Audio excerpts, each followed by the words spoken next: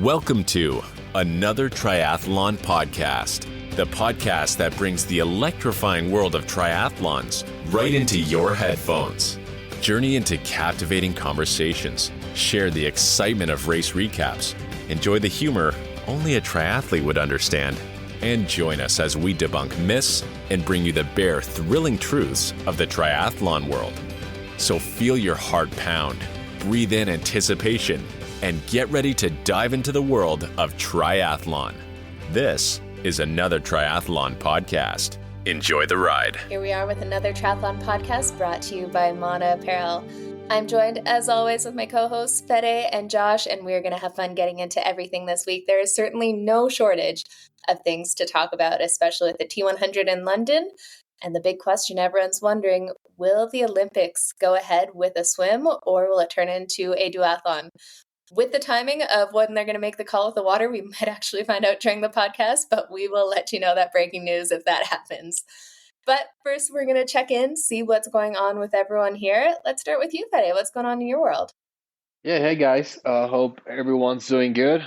I mean, I had a lot of FOMO watching, the team up in Canada and in Maine. I was supposed to race Maine actually, but I couldn't get out of some adult responsibilities, and sometimes I don't wear lycra and I need to wear like a suit and tie to work. So those type of duties, but nonetheless, I'm happy. I was happy to see the team perform really well. Josh, whom I'm not going to spoil it for you, but he has some very good news to share about his race in Maine. A lot of shenanigans that happened up in Canada, and just been training a lot. Been doing quite a bit of intensity on the run, so I'm starting to get used to that feeling again of just pushing through the pain, because I don't know if you guys feel it when you start getting into it, like intensity.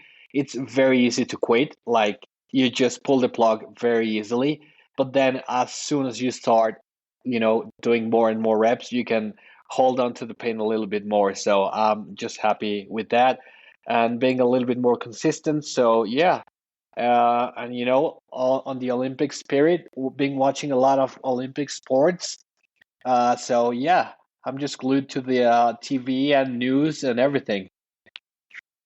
Love it. Lots to watch, lots to get onto for sure, which makes it so much fun. And you know what I always tell myself when I'm watching those pro races or anything like the Olympics, whatever I'm doing right now in training is nowhere near as painful as what they're doing. Exactly. Yeah.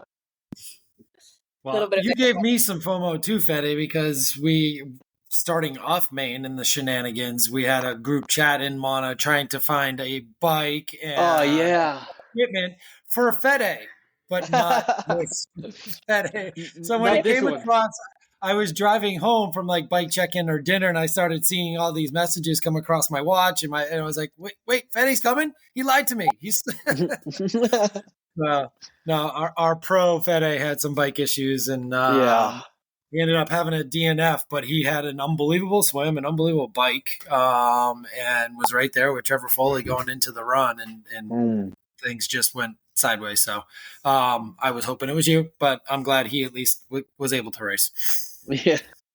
Yeah, some serious teamwork. Everyone rolling around trying to get him a bike. It sounds like it showed up late, like the late night before kind of deal. Yeah, and he had to go from Augusta, Maine to Boston and back, God.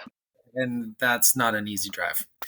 No, man. Even just getting started in a race after all that stress and late night trying to get the bike and set it up and get started is just brutal. But it sounds like the Mana team really rallied around trying to find him like shoes and bikes and all that fun stuff just in case he couldn't get it. And the triathlon community in general, because each one of these races typically has like a Facebook community page. And sure enough, that was the group that started coming through for them. And we had a helmet and we had this and we had that. But better to ride your own stuff. Even if you don't get back until 3 a.m. Oh, wait, it's time to get to transition. Jesus, yeah. Imagine. Brutal. Unbelievable. But yeah, I'm still up in Maine. We got a team house up here in Maine, and one of my teammates left right after the race late last night, and then my other teammate's been here, so we actually got to do a little training run last night with him after the race, and then a little swim this morning because we're right on a lake. So it's been been a cool trip.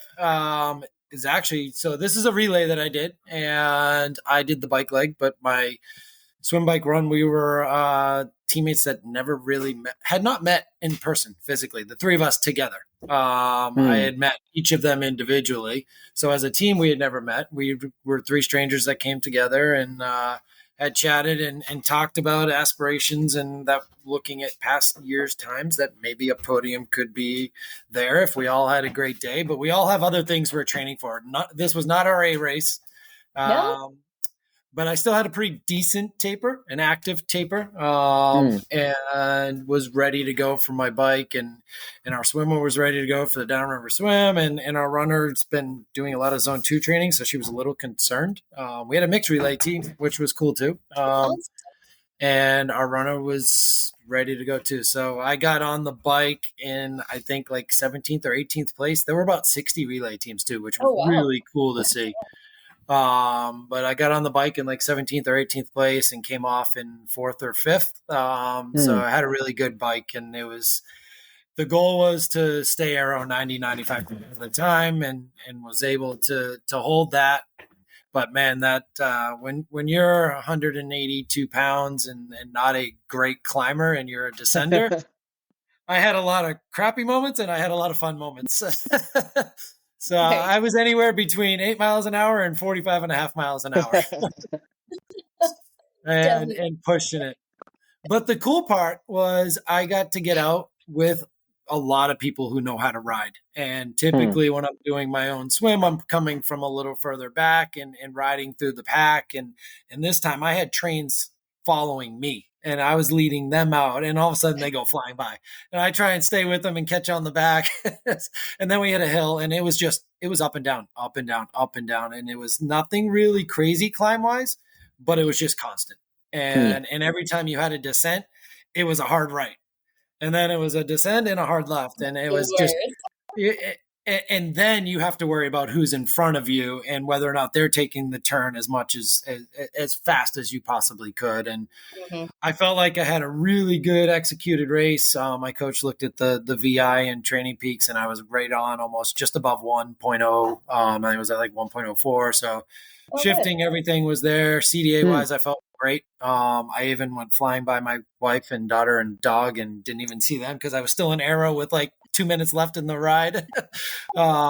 Just crushing it because everyone else is starting to clip out, which is another cool part about the relay. Like everyone else is starting to clip and get out of their shoes. And I'm like flying. I must have passed like 40, 50 people in the last quarter mile.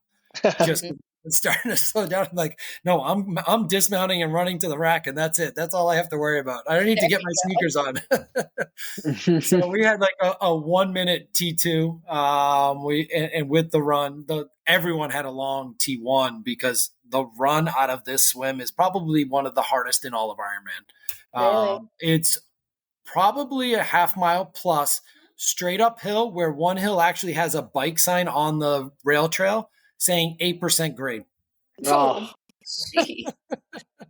up in a transition. So it was cool being there as a pro race too. Like I as the biker, I got to see all the pros come out of T1 and into get their bikes and stuff. And Trevor Foley was here a week after winning Ironman Lake Placid, here to defend his title. Sarah True was here after having the DNF at Lake Placid.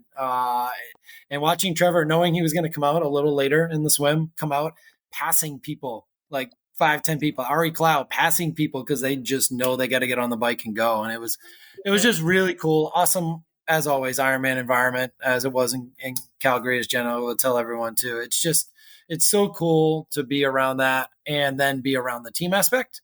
And then I let the runner go, and she ran us up to what we thought was second place and had probably her PR for the 1.5-year marathon after doing like 10-minute, 11-minute pace training for her ultra marathon coming up. She's got 100K coming up that she's training for. And it got hot. It was about 80 and beating sun. And the last 2 miles is one giant 1 mile climb. And then you come down from that. And then you got to go up that same swim exit run to the finish line. So she crushed it. We thought we had second place. We got to the award ceremony. We got to go to the award ceremony for the first time. I knew I had a podium finish in an Ironman, a branded event, and got to see all the age groupers, got to talk to a bunch of the pros and hang out with Nick and Kinga. And Kinga got third in her group, another Mana athlete in her age group. So it was just really cool, really awesome atmosphere. And they finally remembered to do the relay awards, and we first. It was like, congratulations. So that was really, really neat. And now I'm in a mindset of, not just because of me, but I think this would be really cool. We got to get Scott Giroux on the podcast and really push for relay teams to be part of the slot down in world champion slots. Like, why not give people another reason to join a relay team and start to stack some relay teams and get involved in the sport? I had my first run-in with an official on the bike course too, so got to. Oh no! What happened? I was actually passing on one of those on the uphills. Gavin, one of our other Mana athletes, went flying by me on an uphill. On the downhill, I caught him and was going by him, and the moto came by as I was like straddling the yellow line, and he's like, "Can you get over? Can you get over? Stay on that side." Must have seen my relay number and been like, all right, well, let's give him a warning. But there were a lot of crashes on the course. I saw a bunch of ambulances, a lot of mechanicals. My old coach, he had a very similar incident to Philip, who runs Mana out in Calgary. Jenna talk about where he had a bike leaving transition and was waiting 45 minutes for a mechanic and still never had a right bike. And because I saw him finish like 6 hours later, but what? That's not what you rock. Just an awesome all around day, really cool experience. And we were just all amped up, and I was like blaming it on the Morton caffeine gel. The only thing I took from an aid station on the bike, but nutrition was perfect. Everything was perfect, and kind of FTP'd it on the last 20 minutes home. Nicely done. Yeah, nothing to hold back at that point. No run to do. No run to do. And it was leave it all out there. Yeah. Oh, that's awesome. It's funny. Although I did have an hour run to do that night. Oh, fair enough. Yeah. Can't slack. Come on. It's beautiful up here. That hour went by quick. Oh, nice. Yeah, I remember one time I did this race where it was a duathlon that went back and forth like a bunch more times than normal. But the last run was a 50-meter run across the finish line. Like 50 meters. Really?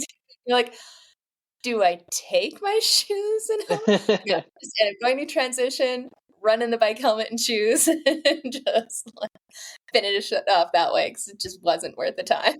That's awesome. But yeah. We'll talk about bike helmet scandals later too. Oh yes, we will. In an ever increasing list of scandals there. But like Josh mentioned, this weekend we had Ironman Calgary 70.3, which this is a race I almost always do because it's about 45 minutes from home. So it's the local race up here. And I will say it's a really fun one because the Calgary triathlon community, you have to spend like 7 months riding indoors. Like you don't want to be riding outside for those 7 months. So everyone's just crazy enough to train through that every year and still want to race triathlon. So it's a pretty passionate community, we'll say. And it's fun because Calgary, everyone comes out there. It's one of the best atmospheres on the run. You'll just see the run course by the finish line. There's people everywhere yelling and cheering, setting up tents, having a good time. And it's really a lot of fun. And this time we made it a bit of a Mana team race. And we had a bunch of team members up to Calgary, and it was just fun to be able to show them a little bit of my hometown and a little bit of the area here. It's pretty stunning with the foothills and the Rocky Mountains and stuff. I think a few people, I think mostly everyone handled the elevation pretty well. We're at about 4,000 feet at a race site. A couple it took off guard a little bit more than they thought, but I don't think anyone was too crushed by it, which was good. But it was just fun. We had a really great Mana pop-up shop and a webinar on how to have your best training day with myself and coaches Philip and Sergio chatting alongside. So it was fun to connect with people in person and then, send it out to everyone afterwards. We did a course rundown. It was fun. I had a bunch of people afterwards coming up and saying they watched the course rundown and it really helped them a lot because The one thing with Calgary is the bike course seems to change every year, so you never quite know what to expect, and this year was no different. So actually one of our teammates spent a fair bit of time out on the course and gave a very in-depth rundown of all the places to watch for, things to look for. And it's kind of the same. It's hard to get into a rhythm because it's a lot of just rolling up and down the whole way and a lot of turns. The turns kind of slow you down a bit, having to get that groove again. So other than that, though, it is a pretty bike course, which is always good. And we had, I think, 3 team members qualified for the 2025 70.3 World Championships, which was awesome to see. I know that was a goal for a lot of them, just to get that early slot locked down. And yeah, like you mentioned, Josh, Philip, one of the co-founders of Mana, unfortunately his rear derailleur snapped out on the bike course, which that's a brutal one. He had to wait for a mechanic. And funny enough, the bike mechanic showed up like within 5 minutes. It was just a case of the way the spring, some issue with the spring and the ceramic speed oversized pulley wheel, didn't have the tools for it because it's something that's not common and doesn't happen. He was just lucky enough to have it happen to him race days. The mechanic spent about an hour trying to make it workable, and he ended up having to stay around 55 RPM to keep the chain on, but he made it in and came out with like the second fastest run in his age group. So I was definitely fired up afterwards, which is good. That's a crazy run after a big gear workout too. Oh my God, yeah. Especially on that course. Like, and even it was funny because he'd have to brake on the downhills because he couldn't let it spin or freewheel. It always had to be around that 55 or else the chain dropped. So he's like braking on the downhill so he has enough tension to keep it on. It's just like, oh, just the mental pain of having to do that waiting by the side of the road. But yeah, he got back and crushed the run. So that was good to see. Yeah. That's amazing. And then to stick around for his well-deserved slot down. Yes, ended up getting the slot, which is good. But, stuff like that, like you mentioned, Josh, just when you have the team around, it makes the race experience a whole different thing. Like, it's just so much more fun when you have everyone around you. You're all commiserating and cheering each other on, and it was such a blast to have there. For me, training-wise, I'm getting... Man, Australia is getting close. I leave on August 10th. Betty, you weren't here last time, but I ended up hurting my hip in the last race I did, so had to take just over a week off running, and now starting to kind of turn the legs over a little bit more. It's, kind of try a little bit of speed, let it rest up for a couple days, try a little bit more speed, so not the most ideal timing before World Championships, but at least I'll be back running by then, slowly getting back into it, and we'll see what we can go do race day. You'll be fine. I know you can always squeeze that little bit extra in you when it comes to race day. So, yeah, you should be good. No, it should be good. My coach was reeling me back today. She's like, I know you're probably feeling okay. And I actually had a 90% Whoop recovery score today. And I was like, she's like, 20 minute swim. That's it. We need all of that work to absorb and then get back at it tomorrow. I swear that's half the work of a coach. Sometimes it's just holding athletes back. Like, okay, yeah. Smart. And that's definitely like myself as a coach, why I have a coach, because that outside perspective is absolutely invaluable. Because we can be a little too close to it. Most of us are pretty A-type motivated people who just want to go smash everything all the time. Balance is a good thing, for sure. Absolutely. Well, let's jump into some racing. I was watching these races in between cheering people on the race course. But I think the biggest one we had this weekend was definitely the T100 in London. I was really looking forward to watching these races. And it definitely did not disappoint, other than wasn't the most interesting view of the race course, but there was some pretty good racing to keep us entertained. Fede, why don't you tell us all about what went down? Yeah, so we had the T100 in London. It was a long time coming, and there were a lot of big names showing up to this race. On the girls' side, Laura Philipp, Chelsea Sodaro, Ashleigh Gentle, and I think we're going to discuss a little bit more about Chelsea because she did something with her bike sponsor last week. Anyways, we had Sam Laidlow, Kyle Smith, Daniel Bakkegard, Frederick Funk, friend of the show, Ali Brownlee, so Rico Bogan. So it was a very stacked field, and the race did not disappoint. On the girls' side, we saw, the queen of the 100 distance, Ashleigh Gentle.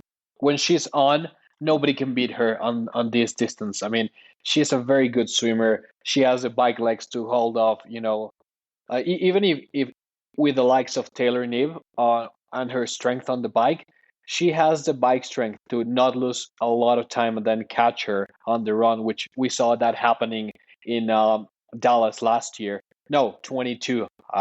22. So, Ashleigh took the win. A very surprising Imogen Simmons holding on to the lead because she had the fastest bike split. She was the only girl who biked under 2 hours, so 1:59. And like we've said on the podcast, her run has been coming along nicely. So kudos to Imogen and Kat Matthews, who's probably just training for the world champs, just being super consistent in that third spot. Laura Philipp took fourth place. And we had Sophie Caldwell from, former ITU. She obviously had the fastest swim split, 24:42 for the 2K. So just blazing fast.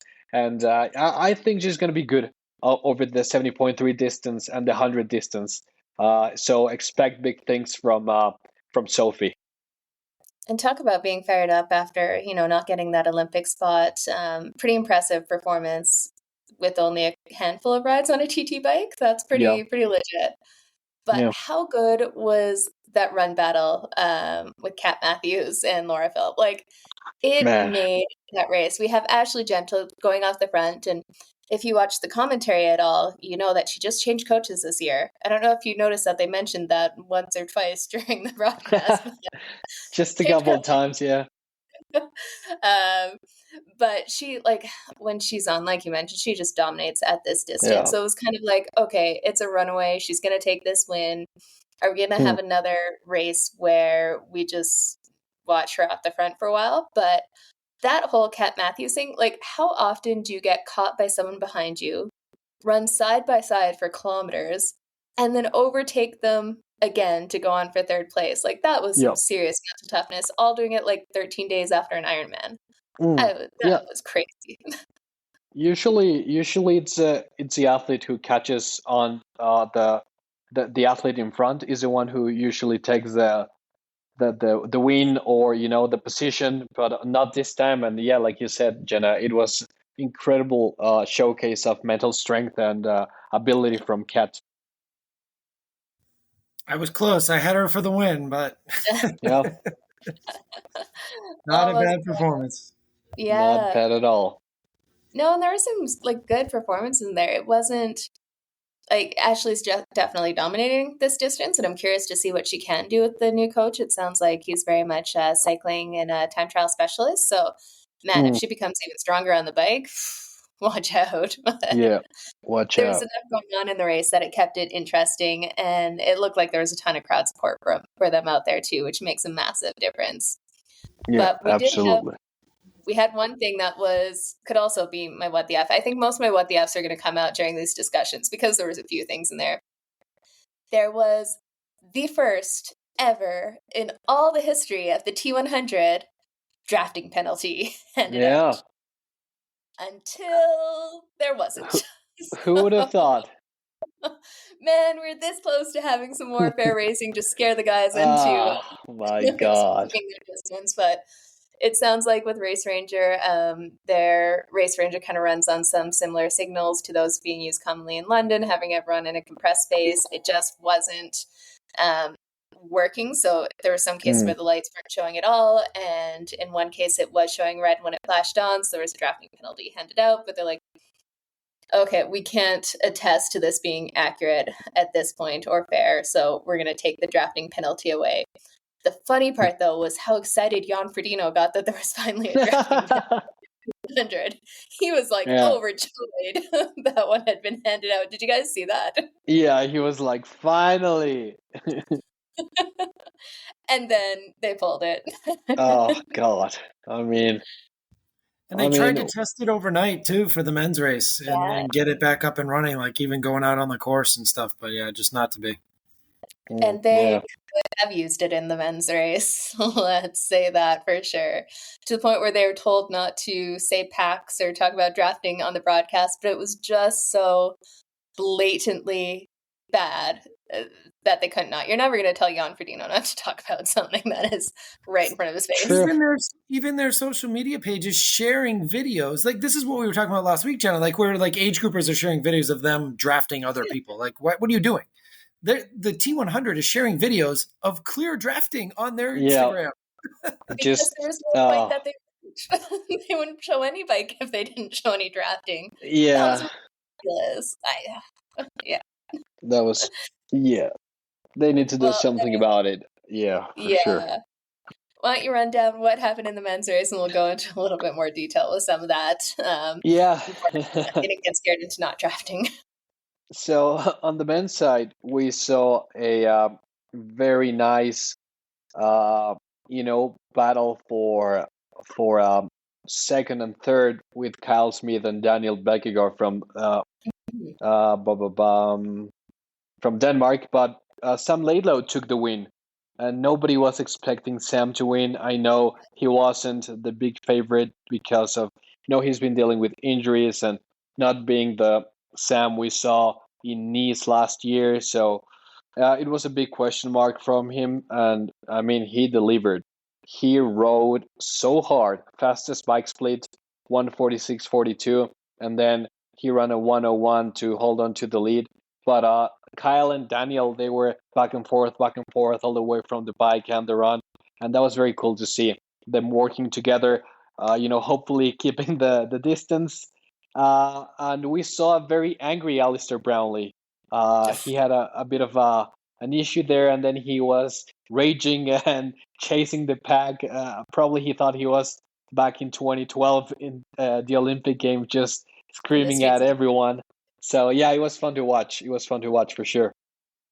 Yeah, sucked to see that front flap for Alistair. It just seemed like he's finally kind of in form and fit again, and then to have him mechanical is just absolutely brutal. But I heard with Sam Laidlow, apparently only 11 people picked him for the win on the daily tri predictions. I was just going to say, he was probably the least picked athlete that we all know can win it on any given day, but we just haven't seen him want to win, or shit goes wrong and he's waiting for Kona.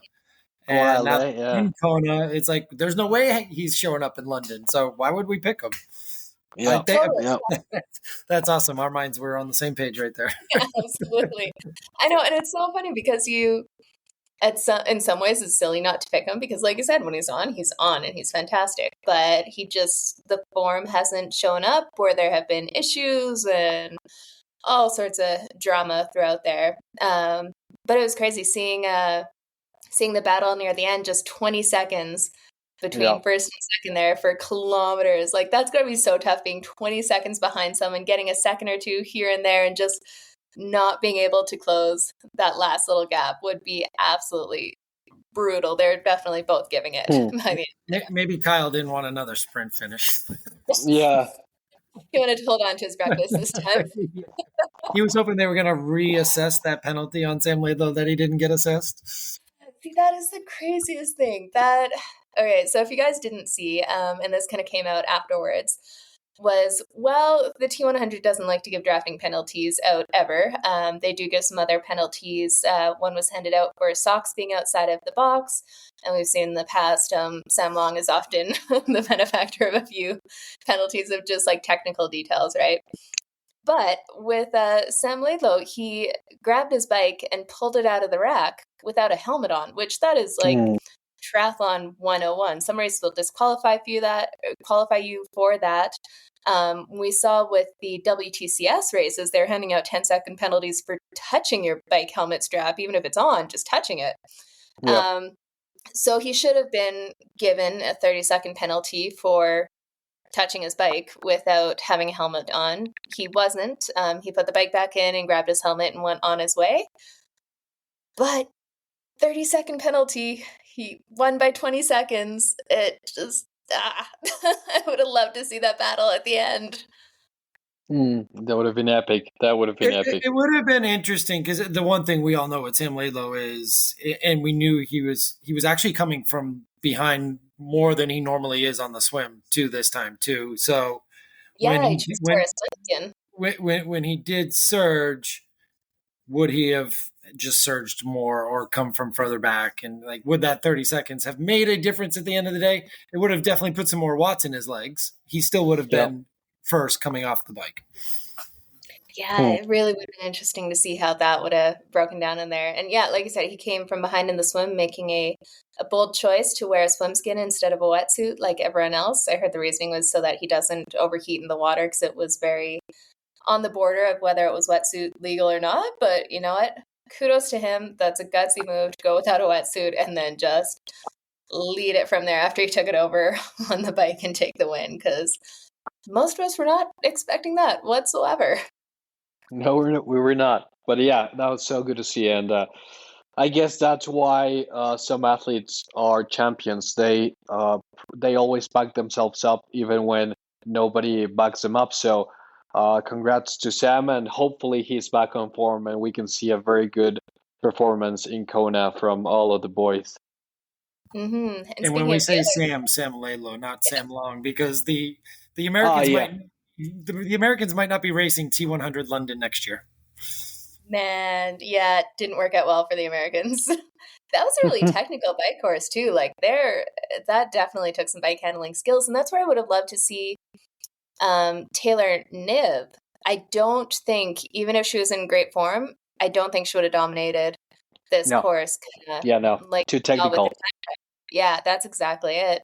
I guess we wouldn't have talked about it, but they had the women's time trial, and unfortunately Taylor Knibb going down 3 crashes in the corners on what looked like very slick conditions, and it's so tough. She was so early on in the send-offs, so a lot of the athletes and teams afterwards would have figured out which corners are really slick and sketchy and known ahead of time. They get more information than everyone else at that point, but she was so early on that unfortunately she found out about a lot of those slick corners on her own, not the way you want to. And then the craziest, if you haven't seen, she had a bike mechanical after the 3rd crash and called for her spare bike. And you just see the bike mechanic sliding into her because he ended up slipping and going down on the road. If you're running and sliding face first, like, those are some crazy conditions. And then unfortunately dropped the chain. You had to get the chain going again. That was brutal for her. You feel for her. Yeah. And still only finished just over 3 minutes back. Yeah. With 3 crashes. That is insane. I wish we could have seen what would happen, because she was crushing it from the first time checks in there. But I think most of the worry with her doing the TT was that she'd be too tired for the triathlon, not that she'd have blood running down her leg for 3 crashes. So hopefully she's okay and no damage there, and she can get out and race aggressively on the bike in a couple days, maybe. Yeah. I think she was podium material on the TT. If she hadn't had those issues, but I mean, she's young, and I know she's gonna be back with vengeance in 28 in home soil, and I think this was just a big rehearsal, because I know her team has big plans for 28. I mean, imagine winning the TT in home, and then Olympic gold at home, and mixed team relays at home, and then give her the keys to the city and change the name from LA to Taylor Knibb land or something. So Man, with her potential, it's all possible. You never know in there. No, it's so good to see. But that T100 racing, it was, they're getting better at it. This time we had a lot more time splits. At times they were showing the speeds and the paces, and that was good to see, and seeing how the positioning changed as they went, which was awesome. But the visuals of where they're riding in London and the camera angles and stuff were all pretty blah and average. Like going from San Francisco to this, it was like, And indoor transition and an indoor finish line is like very weird. But I mean, clearly the fans loved it, and it was crazy loud in there, but just strange. Yeah, and especially London, like there's so many iconic places to look. And look, I get it. It's hard to close down the streets of London. But that doesn't scream iconic race in a cool location. That screams parking garage that you're trying to find some place to put everything.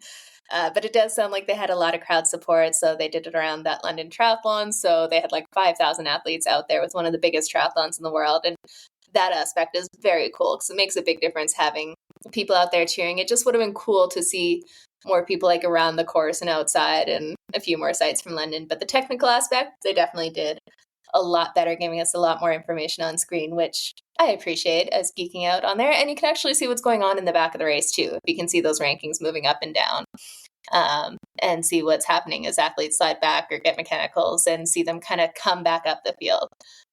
I think they could talk a little bit more about those moves back up the field, but definitely just have more information. Did you guys have any other thoughts on T100 and the series before we move on here? We got a little bit of a break before the next race that comes up.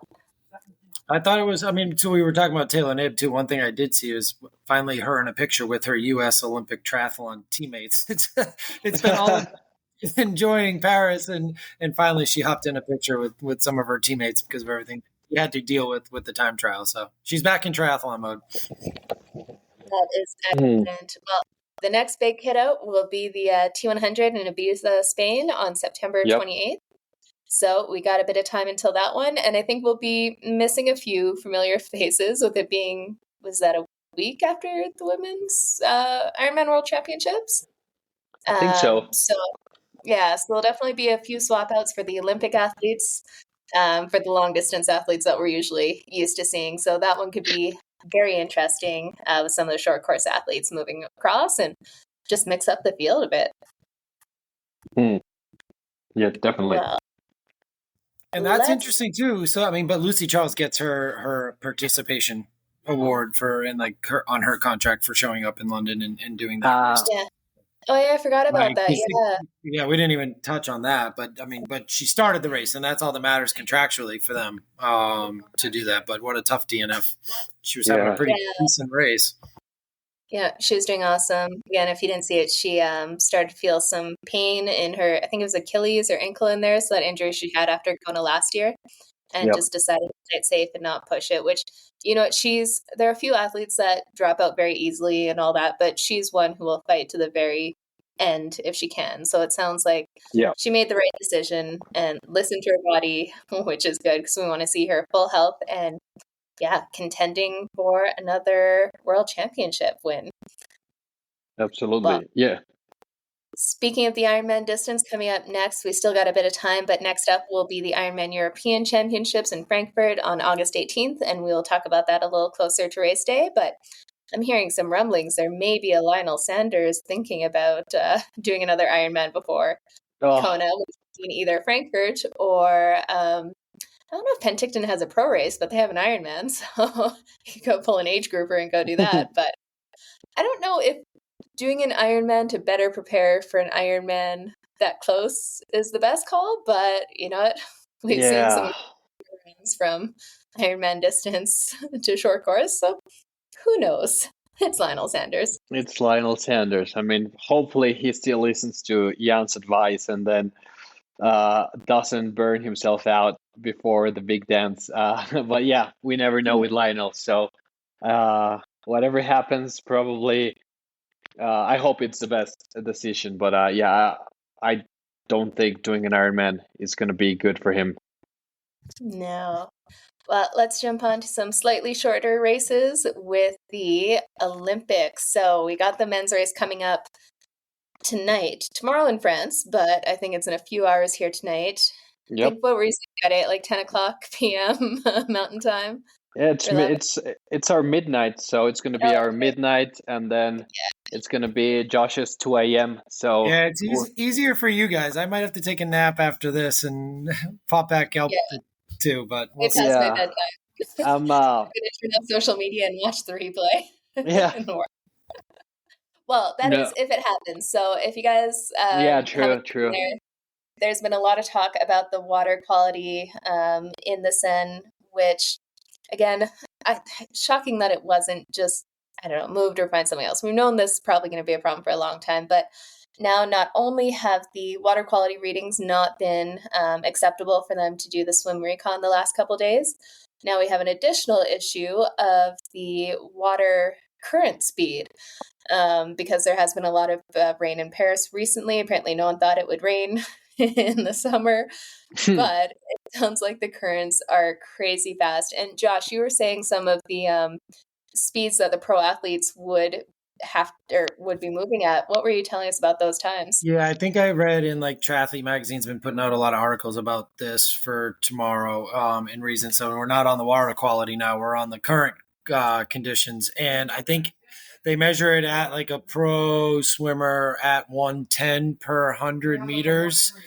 Typically would be doing this at 245 per 100 meters against current rate of flow. Yeah. And they have to do it twice because it's 2 laps. Yeah. So they head with the current and then have to turn around and swim back in there. And I think it's saying the same thing where it'd be like 140 per 100 for you to just stay in one place and not move forward or backwards. Yeah, it's like an endless pool, pretty much. Right. Sounds like my swim. There you go. Oh man, so it's gonna be crazy fast one way and then battling the current on the wax. That would be pretty crazy to see, like pro triathletes moving at that kind of pace, 245 per 100 meters. Could you imagine? Imagine that, like, oh, I can be an Olympian.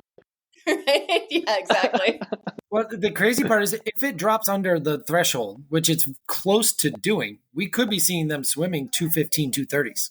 Yeah. That's Imagine, insane. like, we could see like a 35-minute swim. Oh man. Well, it'll be one way, so they'll go super fast one way and then struggle bus way back. Yeah. But you got to think that could be the end of it for like a Hayden and Alex, because whenever you have for swim conditions, it's typically the better swimmers who have the advantage there, just because they are so smooth and efficient. Especially if it does take them longer with that extra current, like it's the weaker swimmers that are going to suffer in this for sure. Absolutely. It's going to change the dynamic. Harder for the men too than the women, because it's as long as it doesn't rain, that current is going to get slower and slower again. Yeah, but I think it's supposed to start raining again on like Wednesday, Thursdays. Jesus. I just, I know I always felt they were going to find some way to make it happen with the water quality. This one's a little bit tougher to fudge, I think. Hopefully we'll hear some news very soon. They should be testing the water very soon in Paris to see if the swim will go ahead for the men's race in a few hours. So I guess we'll see. But this year, let's run through how the race could actually go down here. With the talent in this race, like, it could go one of two ways. If they have those fast swimmers off the front, it is entirely possible that they have like a 1, 2, 3 French athletes. Like, I would not be shocked to see, like, you got Dorian Connix in there, Pierre Lecour, you got Leo Berger. Like, that could be something where they just take it out hard. And I've heard some rumblings, now unsubstantiated rumors, but I've heard some rumblings from close sources that a few of the federations are talking about taking the swim out extra hard, like really drilling it to give themselves the advantage over, basically Hayden and Alex. Because they would be the ones that suffer if it is a tougher swim. And if they really push it from the start, they could drop off the back. So I hear there's some team tactics a little bit maybe going on there. So I'll be curious to see if that actually does play out in the race. But then we got to think what happens if it's a duathlon. That definitely changes the dynamics for sure. It in the opposite way, I think that's where Hayden and Alex have the advantage if it does turn into a duathlon. Just being fast runner with Alex E and just gritty, strong athlete and Hayden Wild, something that would definitely suit him in a duathlon. That changes things up completely. But some of the other people to look out for, we've already talked about the French athletes. We also have Morgan Pearson. He's, crazy fast runner on the American side. We got Vasco Balaka. He could be someone who really plays, is in contention in this too. The one that I think everyone's wondering about is Christian Blumenfeld. He hasn't really been at the top of the rankings, but he's someone who, man, if he's on, and he's very good at performing on those big days. What do you guys think? Who do we need to watch for in this men's race coming up? I mean, I'm not gonna discuss duathlon because I don't want to even consider it. Pretending it's not gonna happen. Yeah, I'm just gonna pretend that all the poo is gonna, magically disappear from the sand. Never think you'd have to say. Yeah. I don't think they have enough fans to blow the river the right way, though. I mean, and they've already spent like $2 billion to clean it, and so I mean, it would be a disaster if I think they're gonna straight up lie that the levels are okay. But anyways, I see a very fast swim. Probably the French are gonna be up front, and then I think there's gonna be two main bike chase packs. One with the likes of Alexis, Hayden Wild, and a couple other athletes. Maybe Christian trying to bridge the gap to the French, and then a bigger chase pack. Just battling for positions and then hoping that the two groups in front soft pedal so they can catch them. And then again, it's going to be a run race. So I think we're going to see 28 highs, 29 lows for the winning time on the 10K. And I mean, there's a couple of French athletes who can deliver that. Of course, Alex, of course, Hayden, and Mr.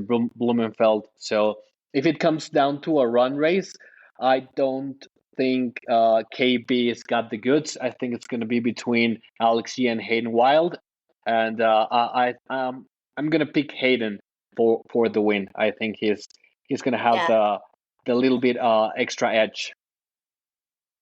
Man, that would be epic to see. He's really, you just see this battle back and forth with him and Alexis, and Alex has always gotten the best of him, but how cool would that be to see in the race that really matters down to the wire, he gets that edge over Alexis and takes down. Because it looked like his last race, he wasn't like max effort kind of thing. He went hard, but it didn't seem like he really pushed that last little while, whether that's, maybe I'm entirely wrong and he was absolutely gassed, or maybe it's a little bit taking that psychological edge where that's not the place to push to the max and see how you line up. Just save it for the Olympics.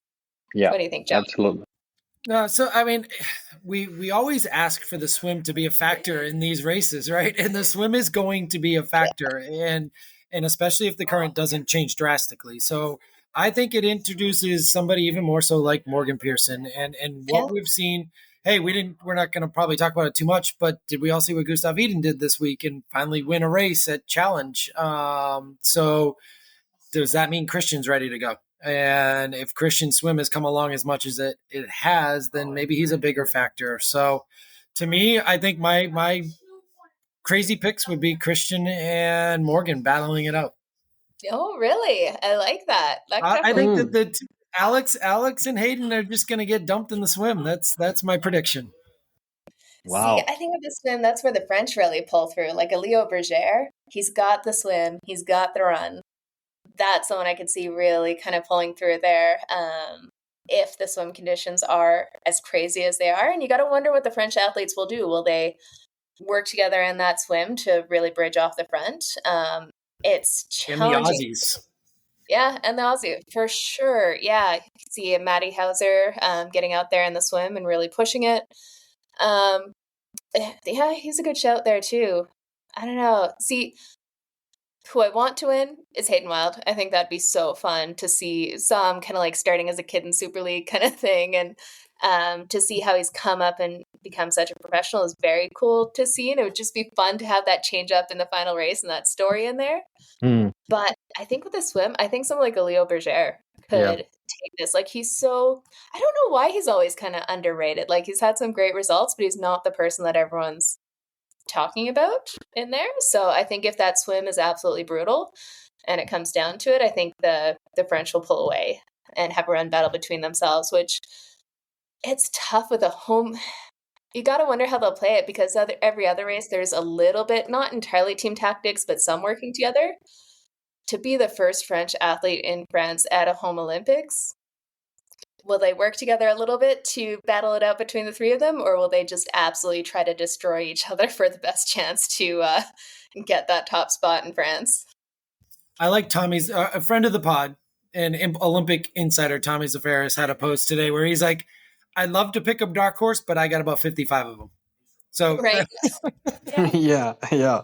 Too, like, we haven't seen enough of the form, like, going into this, just with the race cancellations, and everyone's kind of playing it a little more cagey before the Olympics. I'm so curious. Okay, I'm gonna say Leo Berger. Fede, you got Hayden, and Josh, who do you got for your top spot? USA, Morgan Pearson. Love it. There you go. Man, I can't wait for this. I hope it goes ahead. Has anyone checked to see if we got water quality? Counting down. I'll check the Instagram now. Okay, sounds good. And then that all changes again. If it is a duathlon, I definitely think you're looking at like a Hayden Wild to take that win for sure. Just because duathlon is so much more, the bike becomes more important because you're biking hard on tired legs. And I think that's where Alexia isn't a weaker cyclist. He's really improved it a ton, but I think that's where that grittiness would really come through. Or you could even see like a Dorian Connix. Yeah. Man, okay, let's see how it all goes down here. Hopefully in a few hours, if they don't delay it, and hopefully with a swim at some point. But let's move on to the women's race. This is going to be no less exciting. So at the moment, it's slated to happen on July 31st. Again, that'll be July 30th here in, Mountain Time. Still on the 31st for Josh there. We have another just stacked field of incredible women here. We've got Flora Duffy is going to be the returning champion. Can we see another double gold medal? That hasn't been done outside of Alistair Brownlee. She really hasn't been racing much at this point after coming back from a brutal injury for a few years. We also got Beth Potter. She is absolutely tearing it up there. She used to be called a duathlete, but she's definitely improved her swim quite a bit over the last little while. We got Cassandra Beaugrand, who will definitely be the hometown hero here, trying to win the Olympics for France. Georgia Taylor-Brown, she was on a great streak before she dealt with some injury issues. We got Laura Lindemann. We got Taylor Knibb, who, like we talked about in the time trial, who knows what she'll come up with. Emma Lombardi. Like, there are just so many women. Lisa Tersch. It is hard to really nail this one down. There have been so many. There hasn't been one clear favorite in the women's race whatsoever. We don't have this Alex Hayden battle back and forth. It's been changing out pretty drastically. So I think this race is almost anyone's game out there. I'm really curious to see how this one goes down. What do you think, Josh? What are we going to see in this race? I mean, much like the men's race, the swim is going to be a factor of some sort. And I think we've got a lot of experience in this race as well. And as we saw in one of our later in the season World Triathlon races, Flora Duffy is back. And she didn't get on the podium or she didn't get in the top spot, but I think she's been ready for this moment. I think she could be a shocking surprise podium, if not winner of this race. I also love Kate Watt too. I think she's coming into form and has had some great races, including test event too. So Kate or Flora, I still have to decide. Fair enough. What are your thoughts on Cassandra Beaugrand? I know a lot of people chalk her up a fair bit, and she's really fantastic at the sprint distance, and obviously started to have some more results as it goes longer, but there's a lot of talk about kind of the mental side of racing and stuff. You got to wonder if that pressure in France, will it boost her up or will it be crushing like that? I can't imagine the pressure she's under right now. So, and there's pressure on all of us when we take a start line. And for me, that pressure goes away once the bell goes off and the gun goes off and you hit the water in this instance. So or even this weekend, like when I hit the bike. Now, I felt a little pressure every time I had a little bit of lactate built up, and I was like, nope, I got to push through this. So for me, the mental aspect, and she's going to have that reminder the entire race, being in Paris and being in the city and having the cheers, but you're in a pack for the most part in these races too. So on the bike, I think she'll be okay. It's just if she can get through the swim and feel good going out on the bike, you're just gone. I mean, you're threshold level and you're just in it. So if she has a good swim and a good start to the bike, I think she can still be a factor, because that's where on the run, that energy level of the crowd will pick her up and get her through. Mm-hmm. Yeah, absolutely.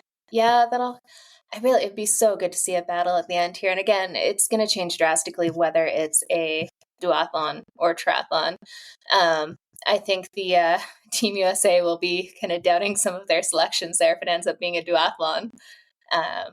Would have been, I think they would have made some different choices in there. What do you think? Yeah, definitely. And then you feel like, wow, USA made the right decision without Gwen Jorgensen if it does have a swim up current. And then, well, now duathlon, well, Gwen Jorgensen probably is a podium contender in a duathlon. So I think everyone's in a tough situation if it goes to duathlon. Like that just changes the whole dynamics of it. I mean, Alex Y's like shoots to the top, and I mean, it just changes the dynamics of swim, bike, run. And hopefully they can either delay it if they have to or find a new venue. I don't think that's possible, but it sounds like it's been thrown out there. I just hope it's not duathlon. Yeah, as much as I love a duathlon, I want to see the Olympics being raced as a triathlon. Let's add duathlon to the Olympics. That's fine, because then you get the right athletes in the right sport. Absolutely. You know what, though? It's making me question it for a bit, but Beth Potter has gotten so much stronger on the swim the last few years. I think she's got a good shot at taking this win here over in Paris. She has just been getting stronger and stronger. And now with her swim, she could definitely be in contention, even if there are some current issues out there, and you know she can run. Yeah, she can certainly run for sure. Okay, time to make the pick. Unfortunately, lost Fede at this point. He had to drop off, but Josh, Laura, or who's the pick? I'm going with Kate Waugh. Kate Waugh? Awesome. That'd be so cool to see. Like, you know what? She had to fight for that spot to get that qualification with a discretionary choice in there. So it'd be a very cool story to see her come up and smash it to take the win at the Olympics. That would be a fun one to see. It's my job to take the outsider typically, so there we go. Got to keep it interesting. It's usually Fede with the wild cards. That is true. Sometimes Fede throws people that aren't even on the start list and they show up. This Mexican athlete, I think he's going to win it. No one's ever heard of him. He just destroys Patrick Lange. Never ceases to amaze in there. Well, after that, we of course have the mixed team relay, which we have not seen near enough mixed team relays this year. Again, doesn't instill a lot of confidence in World Triathlon's contingency plan abilities, with a number of those being canceled this year. So really, we have almost no idea the form of any of these federations. The few that did happen were kind of younger athletes, BC level athletes. We haven't actually seen a really good head-to-head with the top athletes who will be at the Olympics racing the mixed team relay. So it could be very, very interesting out there. I'm bummed to say there's no Canadian team out there this year with their unfortunate last race there.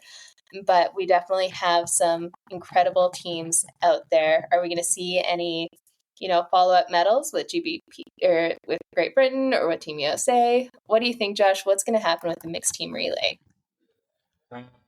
I think it's going to come down to Great Britain and France. I would love to see the USA in there. I just think we've got a lot of individuals that are excited about their individual races themselves, and maybe don't have that mixed team relay experience. They haven't done many races together. I just don't see them being impact as much as I would love to see it. So to me, it's going to come down to Great Britain and France, and France taking it. So honestly, they're going to get that medal in one of these, and I think it might be in the mixed team relay. it's hard to look past France for this mixed team relay. It really, really is. They have so many athletes at that top pointy end. Like I said, in the men's race, it could be a 1, 2, 3 for the Olympics. I would not be shocked at all.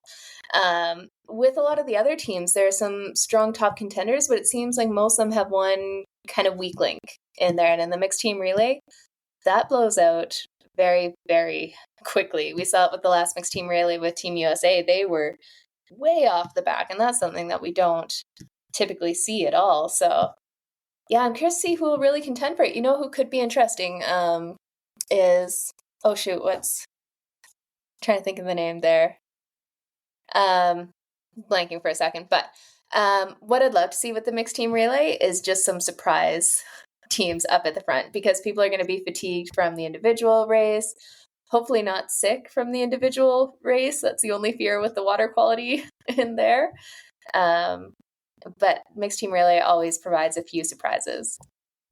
I mean, you got Norway, Australia. There's some strong teams that could have a good day. And speaking of Norway, I saw while looking to see if we had an update on the Olympic water that Velo is now talking about. Not only is Christian Blumenfeld moving into road cycling, his aspirations are the Tour de France.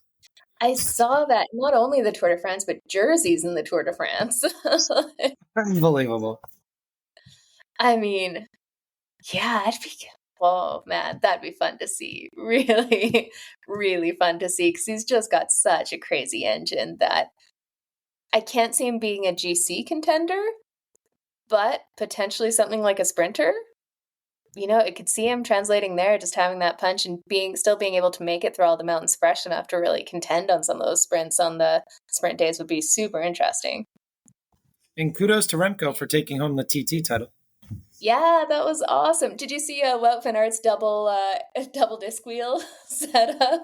Ridiculous. Oh man, going all in for it. Why not? Well, it's definitely going to be some fun triathlon watching over the next few days. Yeah, I guess we'll know soon what's going to happen with the Olympic distance. Hopefully it happens. But we kind of went over my what the F already with a few things going on in T100. But Josh, before we close out, what is your social media post of the week? Well, we've waited about 80 days too long for this story, but it is still got about another 35, 40 days left in it since Jonas Diekmann, if you haven't heard, is a German athlete and adventurer and endurance nut who is now doing, we've had recently the Iron Cowboy. We had our British guy last year who did 102, 103 straight Ironmans. Jonas is set out to do 120 straight days of a full distance Ironman on the Challenge Roth course. So during this 120 day streak, he's now at 82, or I believe 82 at the end of the day today. He also participated in Challenge Roth and got to have a pretty epic finish line on one of his days. And it sounds like he's in a great mindset, had a health scare along the way, but got all checked out, and he's putting down some pretty good times. He's not I think he threw down a 1:13 swim yesterday. I mean, he's not just moseying through the cutoff times. Unreal. That is seriously impressive and takes some mental and physical grit for sure. I mean, I love triathlon, but I don't know if I'd want to do 120 days of Ironman distance back to back. So kudos for him for getting out there and getting it done. And it sounds like he's on a great trajectory and headed towards that 120, which will be absolutely epic. Yeah, and speaking of back-to-back, and we talked about Lionel doing another Ironman as well before Kona. This race this weekend in Maine was Trevor Foley back-to-back Lake Placid Ironman Maine 70.3, but it was a training day at the beginning of his block for Frankfurt. So he's adding another one in the Pro Series. So now all of a sudden, Trevor Foley is going to shoot right to the top of the Pro Series if he shows up in Frankfurt and knocks another one out. Absolutely. Man, some serious fitness there with these pro athletes being able to back up these races. Like we talked about, long to short, that is a hard way to get it done, but backing up another Ironman, that's a whole nother level, and we're looking at that time in between. So it'd be great to see him go crush that. And the Ironman series is far from locked in, and the World Championships are just going to mix things up even more. We're not too far from the Women's World Championships in September either, so the countdown is definitely on to some epic performances, and we'll see how everyone's holding up with this combination of the Pro Series, the T100, and everything else, all the races. It feels like there's been a lot of racing, and it's epic and awesome as a fan. And we'll just keep you covered. I mean, we'll do our best. There we go. Try to keep it up with it all. Well, Josh, looking forward to chatting more about the Olympics and what happens. And yeah, it'll be on in a few hours. I'm going to turn off all social media when I wake up in the morning and watch the replay before opening Instagram, because I will not be up at midnight. Yeah, and we still don't have an update, so it's on, hopefully. Fingers crossed. Well, until next time, have a great night, Josh, and we will be back next week. Have a good one, everyone.